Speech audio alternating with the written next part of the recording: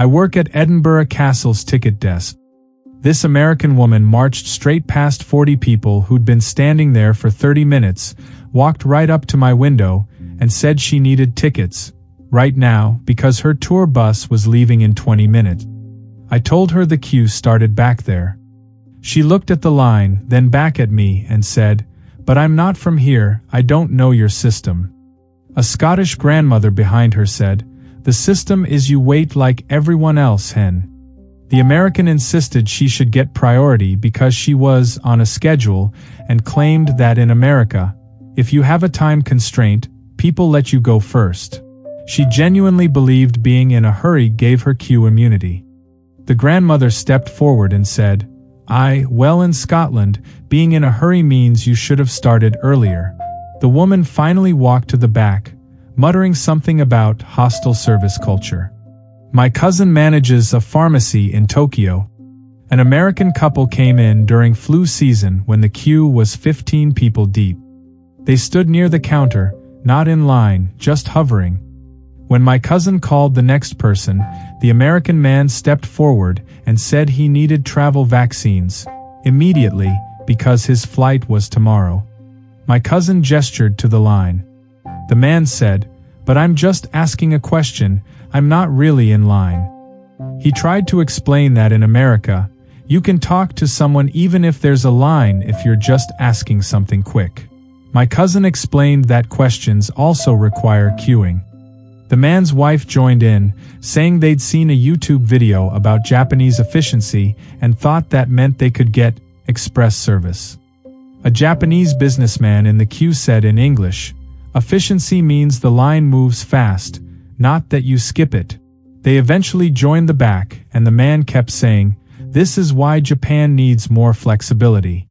I run a butcher shop in Hanover. An American stood next to the queue, not in it, just sort of beside it. When I finished with a customer, he stepped up and asked for bratwurst. I pointed to the line of 6 people. He said, "Oh, I didn't realize there was a line, everyone's just standing around." A German woman said, "We are not standing around. We are waiting." He insisted that the queue was unclear because people weren't touching each other's backs like in America. He actually said, "In the States, you can tell it's a line because everyone's close together." He refused to join the back because he didn't know the rules and wanted to be placed wherever seemed fair. I told him fair was the back. He joined, then told everyone behind him, "This would never happen in California. Lines there make sense." The woman behind him said, "This line makes perfect sense. You arrived last. You wait last." My brother manages a train platform in Stockholm. This American family walked up to the ticket validator, 4 people deep, while a line of commuters snaked back 20 meters. The father scanned one ticket and held the gate open for his whole family to go through on one scan. A Swedish man said, "Everyone scans." The father said, "But we're a family, we travel together." The Swedish man repeated, "Everyone scans." The father launched into an explanation about how American transit systems recognize family units and that making families separate is inefficient. He claimed he'd read that European trains were more advanced and assumed that meant they'd automatically detect family group. Another commuter said, "Advanced means our system works. Your ticket is for one person." The father insisted he was being targeted for being foreign and that this would never be an issue on the New York subway, where they understand how families work. His wife eventually bought separate tickets, and the father told his kids, "Remember this when people say Europe is so organized." I work at a museum in Florence. An American man walked past the queue, about 30 people long, and approached the closed second ticket window. He knocked on the glass. I opened it to tell him we only had one window operating. He said, "Can you open this one for me? I've been traveling all day." I said the queue started back there. He pointed at the closed window and said, "But this one's not being used." In America, if there's an empty counter, they open it to reduce wait times. He explained that he'd worked in retail management and knew the principles of efficient customer flow. He insisted I was creating congestion by not opening the second window and suggested I was deliberately making tourists wait longer to seem important. An Italian man in the queue shouted something I didn't catch. The American said, "I'm not cutting, I'm trying to help everyone by getting them to open another window." The Italian man said in English, "You are not helping. You are annoying." The American joined the queue, telling people around him, "This is exactly why European tourism is declining. My sister handles immigration at Copenhagen Airport." An American in the EU passport line got pulled aside. She said she didn't see the signs because she was texting family back home. When my sister directed her to the all passports line, which had 12 people, the woman said, "But I've already waited here." My sister explained she'd waited in the wrong line. The woman insisted that since she'd put in the time, she should keep her place and that in America, they honor your wait time regardless of which line you picked. She pulled up her boarding pass timestamp and tried to argue that she'd been in the airport longer than people in the correct line, so she deserved priority. She claimed American airports have transfer systems where if you wait in the wrong line, they move you to the front of the right one to compensate for the inconvenience. A Danish passenger said, "That sounds made up." The woman said, "It's called customer service. Maybe you've heard of it." She went to the back of the correct line, loudly telling people, "In America, they value your time." I manage a post office counter in Vienna. An American woman stood at the closed position 3 while a queue of 8 people waited at position 1. When someone tried to explain, she said, "I'm not in line yet, I'm just preparing." She spent 5 minutes organizing her packages at the closed counter. When I called the next person, she walked over and said she was ready now. I pointed to the queue. She said, "But I've been here this whole time, just not standing in the actual line." She explained that in America, presence in the building counts as waiting, and that she'd mentally joined the queue when she walked in. She insisted that time spent preparing packages should count as queue time, and that not crediting her for it was penalizing efficiency. An Austrian man said, "Standing at a closed counter is not waiting in line." She said, "It's called multitasking. Americans invented it." She joined the back and told everyone, "Your postal system needs a reforms. This would never fly in Wisconsin." I work at a bakery in Lyon. An American woman walked straight to the counter past a line of 5 people waiting patiently. She said, "Just grabbing a croissant real quick." I gestured to the queue. She said, "But I know what I want, I don't need to look at anything." She explained that in American coffee shops, if you're getting something simple, you can just grab and go without waiting behind people who are still deciding. She insisted she was actually helping the line move faster by not making people wait for her. A French man said, "You do not help by cutting." She said, "I'm not cutting, I'm expediting." She tried to explain that she'd studied abroad in France years ago and remembered that French service was supposed to be fast, which she interpreted as people who know their order can skip ahead. The French man said, "Fast service means we are quick. Not that you are rude." She joined the back of the line and told the person next to her, "Parisians never acted like this. Lyon is so uptight." My uncle runs a food court in Singapore. This American guy walked up to the drink station during lunch rush while a queue of office workers stood waiting. He grabbed a cup and started filling it. Someone said, "There's a line." He said, "I'm just getting water, not ordering food."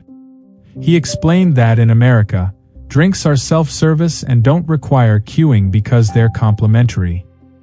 He insisted that making people queue for water was a health code violation, and that the World Health Organization probably had guidelines about this.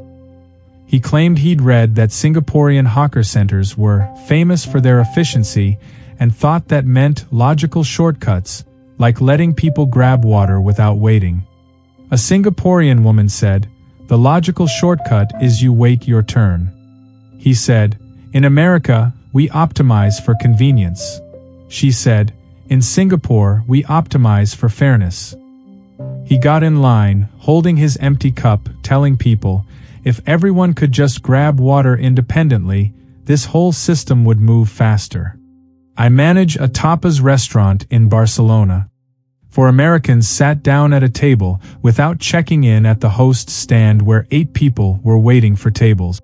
When I approached, one said, "Oh, this table was empty, so we just Saturday." I explained they needed to wait in the queue. He said, "But the table's open." That's how it works in America, if there's space, you take it. He insisted they were helping turnover by seating themselves and that having a designated greeter is inefficient when tables are visible. He claimed Spanish restaurants were supposed to be casual and that he'd specifically chosen this place because TripAdvisor said it had a relaxed atmosphere, which he'd interpreted as open seating. His friend said, "We didn't know you guys had rules here." A Spanish woman waiting said, "The rule is very simple. You wait." They got up and joined the queue, and one said, "This is why Barcelona's losing tourists. Too many regulations." I work at a pub in Dublin. An American walked up to the bar where people had been waiting. He waved money at me. I served the person who'd been waiting longest. He waved the money again and said, "I've got cash ready." I explained we serve in order. He said, "But I'm not making you wait for payment." In America, bartenders serve whoever's ready to pay because it keeps things moving. He insisted he'd worked in hospitality management and knew that optimizing transaction speed meant prioritizing customers who weren't still deciding or fumbling for cards. He claimed Irish pubs had a reputation for friendly chaos and that he'd thought the loudest person gets served first. An Irish man next to him said, "The person who arrived first gets served first." That's not chaos. That's civilization. The American said, "Well, it's not very efficient." The Irish man said, "It's extremely efficient. Everyone knows when their turn is." The American waited his turn and told me, "In Boston, this would take half the time." I sell tickets at a bus station in Krakow. An American woman pushed through a line of commuters and said she needed the next bus to Warsaw. I pointed to the queue of 12 people. She said, "But I'm not buying a regular ticket, I need express." I explained that all tickets require waiting in line. She said, "In America, express services have separate lines specifically because they're time sensitive." She claimed she'd paid extra for an express bus and that premium services come with premium access. She insisted this was standard global practice and that she'd experienced it at airports, theme parks, and even some Starbucks. A Polish man said, "This is a bus station, not Disneyland." She said, "Exactly, and even basic transportation in America understands service tiers." She got in line and told everyone, if Poland wants to compete with Western Europe, they need to learn about customer segmentation. My cousin works at a metro station in Prague. An American couple stood at the turnstile during morning rush hour, studying the ticket machine while a line formed behind them. After 3 minutes, someone said something in Czech. The man turned and said, "We're trying to figure this out, give us a second." He continued pressing buttons randomly. The woman said, "In America, these machines are intuitive." Another commuter reached around them and demonstrated the machine in 5 seconds. The man said, "Well, it should have English instructions." The commuter said, "It does." "You are looking at them." The woman insisted the interface was deliberately confusing for tourists and that she'd used subway systems in New York, LA, and Chicago without any problems. The man said they were being singled out because American payment cards don't work as well. A Czech teenager said in English, "Your card works fine. You just have to stop pressing random buttons." They eventually bought tickets, and the woman said, "European infrastructure is decades behind. This would never happen on the DC Metro." I work at a cable car station in Cape Town. An American man walked past the queue to the front platform where people were waiting to board. Someone said, "The line is back there." He said, "I'm just trying to see how it works." He stood blocking the boarding area, taking photos. When asked to move, he said, "I'm not in anyone's way, I'm just observing." He explained that in America, you're allowed to watch how things operate before committing to a line. He insisted he had a right to see the product before purchasing, and that standing near the entrance was basic consumer practice. A South African woman said, "You are not watching. You are blocking." He said, "I'm gathering information to make an informed decision." She said, "The information is, you stand in line like everyone else." He joined the queue and told people, "In California, they encourage you to ask questions before queuing. That's called smart consumerism." I manage a ferry terminal in Wellington. An American family of 5 approached the gate right before departure while a line of foot passengers stood waiting. The father said, "We need to get on this ferry." I explained they needed tickets and that the queue was back there. He said, "Can't we just pay on board?" I told him no. He said, "In America, most transportation allows onboard payment for convenience." He insisted ferries were supposed to be casual, and that requiring advance ticketing was anti-tourism. He claimed he'd read that New Zealand was friendly to international visitors, and interpreted that as flexible policies. His wife said, "We didn't know you had to buy tickets first." A New Zealand man in line said, "There are signs everywhere." The father said, "Well, they should be clearer." They went to buy tickets and missed the ferry. On his way out, the father said, "In Seattle, ferry staff help you figure this stuff out instead of just pointing at signs."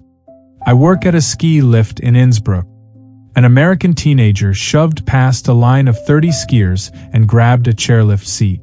I stopped the lift. His father skied over and said, "What's the problem?" I pointed at the queue. The father said, "He didn't realize there was a line, everyone's just milling around." I explained that everyone was in formation. The father said, "Well, it doesn't look like an American ski line." He insisted that in Colorado, lines are roped and organized, so you can actually tell where to stand. He claimed Austrian ski culture was too informal, and that his son couldn't be blamed for not recognizing an invisible queue. A German skier said, "The queue is not invisible. You just did not look." The father said, "Maybe if you used proper line management systems like they do in Vail, this wouldn't happen." They went to the back, and the teenager said, "This mountain has terrible reviews on Google. Now I know why."